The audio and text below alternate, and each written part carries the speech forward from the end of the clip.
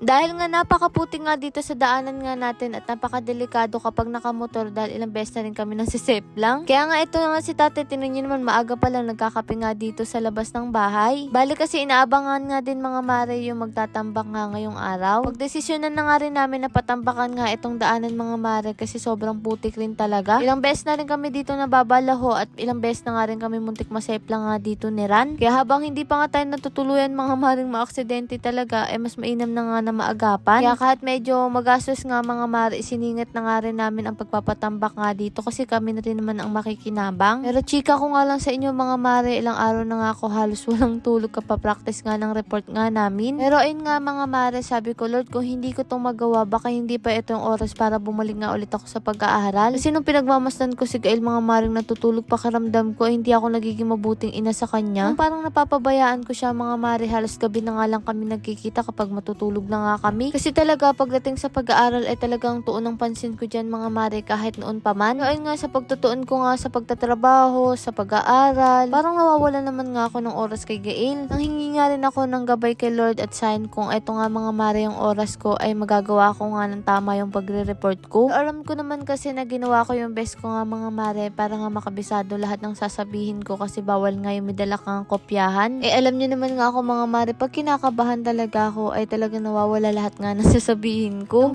Yung mga estudyante dyan na nanonood sa amin ay mga nakaka-relate din talaga. O yung syempre yung mga dating naging estudyante, alam na alam niyo yung sinasabi ko. Yung nakakaya mag-report nga sa harap pero no choice ka kasi kailangan para sa grade. O siya mga mare, magbalik na nga tayo dito sa ginagawa nga nila. Ayan, pinapatambakan nga natin. Tinan nyo naman kasi sobrang putik talaga. Sobrang malala rin talaga mga mare etong ang daanan nga dito kasi nga patuloy nga ang pag-ulan at syempre patuloy nga rin tayong dumadaan kaya nasisira nga din. At eto nga nagluluto na rin pala dito si Ate Marlene. Nagpadagdag na nga rin tayo mga mare ng kakainin o ng bigas para nga sa kanila. Ito nga sila kakain mga mare kasi hindi na nga rin namin pinakalat dahil konti lang din naman to. Ganito nga yung pinatambak nga namin mga mare kasi nga syempre mas maganda nga to kaysa nga sa graba. Sabi nga nila napakadami nga doon napulot ka ditong mga bakal ni tatay. Kung nakita yun ni mama, itiyak na siya ang pupulot nun mga mare. Alam niyo naman nga si mama mahilig yun sa kalakal tapos ibebenta niya. Gusto niya kasi mga extra income. Kaya lang mga mare, si tatay ang nauna kaya pinabenta niya nga sa dalawa. Kulang-kulang nga din mga mare, 20 yung nagastos nga natin dito. Pero sabi nga ni Ran, okay na nga daw to mga mare kasi nga tingnan niyo naman nga gumanda nga yung daan nga natin. Hindi na mahirapan yung mga sasakyan. Kahit yung maglalakad nga dito mga mare, hindi na mahirapan kasi hindi na nga siya maputik. Hirap na nga rin madulas dito mga mare lalo na kapag nga umuulan. Nagulat nga si mama na siya nga daw ba ang nagpatambak nga nito lahat. Inyo rin ba ngayon mga mare madalas nga maulan kaysa nga maaraw? Kunti nga dito kapag umaga lang o kaya naman tanghali o minsan naman nga gabi. Nga katulad nga tuwing bagyo talaga mga mare ang lakas ng buhos at talagang bahana naman nga tiyak. Pero pinapanalangin nga namin na wag na naman nga bumaha. Kasi nga si tatay habang nandito nga siya nasisihan nga siya sa pagtatanim, hindi ko naman siya pwedeng pigilan. Bilang ang ayun ang nakagisnan niya nga mga mare ay hinahanap-hanap nga rin ang katawan niya. Kaya ayun ang nagiging libangan niya ngayon mga mare sa araw-araw. Kaya nga medyo delikado nga magtanim ngayon kasi baka bumaha na naman nga hinahayaan ko na lang din. Kung yun ang magpapasaya nga kay tatay, di mas maganda nga yun. At least nakakakilos-kilos siya kaysa nga mga mare nakaupo lang siya. Mahirap na yun. Lalo na't yung katawan niya ay talagang sanay na sanay sa trabaho mga mare. Hindi pwede nga basta-basta siyang titigil sa trabaho. At eto ngayon natira nilagay na nga lang din dito kasi maputik din talaga. At tingnan nyo naman nga si tatay mga mare. Sabi ko sa inyo kahit gaano kadaming damit na binibili ko kay tatay, talaga mas gusto ngayon ganyan mga style yung dati niya mga estilo. Pero kapag nakikita ko naman ngayon mga mare ay talagang pinapalitan ko nga kaya nga lang doon talaga hindi ko talaga napansin. Pero alam ko mas marami namang makakarelate sa inyo mga mare na meron talagang mga tao, lalong-lalo na sa mga tatay natin ay gustong-gusto yung may mga tatak, minsan nga boysen, yung mga pintura, o kaya naman nga mga mare yung may kandidato, minsan yung may mga hardware, yung mga nakukuha nga nila mga mare. Ganun nga rin si mama, buti na nga lang ay nabago niya yung mga mare. Buti nga ngayon ay nakakapag-dress na nga siya dati paborito niya ngayon at tuwang-tuwa siya kapag nakakakuha nga siya ng bago lalo na pag Pasko. Pero alam niyo naman mula sa pool hindi naman talaga namin pinapabayaan sila mama, yung mga magugulang ko. Sa totoo lang sila ang buhay ko nga mga mare, ba't ko naman papabayaan lalo na kung damit lang naman. Dating kasi sa magulang ko mga mare para lang din naman sa ikabubuti nga nilang palagi kong gusto. At nga si Lord alam na alam yun mga mare. Dati nga nagpipray pa nga ako na naway magkaroon ako para may paranas ko sa kanila yung magagandang buhay. Pero syempre yung mga magulang natin hindi naman basta-basta mababago kung ano yung nakagisnan nga nila mula noon. At kung saan nga sila komportable at masaya syempre nang susundin nating mga anak. Tayong mga anak naman, wala naman tayong hiniling kundi kasiyahan lang din naman ng mga magulang nga natin. Kaya tayo nagsisikap. Ito nga yung sinasabi ko sa inyo mga mare na kalakal nga na nakuha nga nila tatay o diba ang dami. Lang, hindi ko alam kung nakamagkano sila. Lord, maraming pong salamat sa lahat ng blessing at syempre sa inyo mga mare. Paano ba yun? Bukas na lang ulit.